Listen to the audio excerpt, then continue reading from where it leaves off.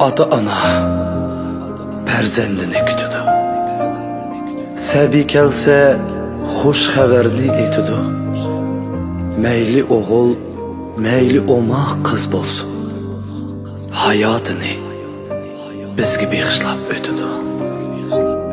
Mening o'g'lim, mening qizim, balam deydi. Yaxshi o'qi, cho'nglag'i qil salom deydi.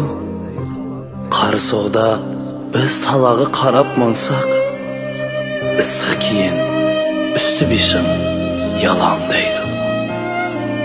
Ata-ana bizga berar muhabbatni, bizga doim tilab o'tar salomatni. Og'irsimu hech kimga pilindimay, farzand uchun tortadigan jafodatni. O'g'il o'ylab qiz talaliq qilsam deydi. Nevrlarning to'yidimi bo'lsam deydi. Biz yashaymiz ota-onaning yuragida. Ota-onani qadrlayli tirigida.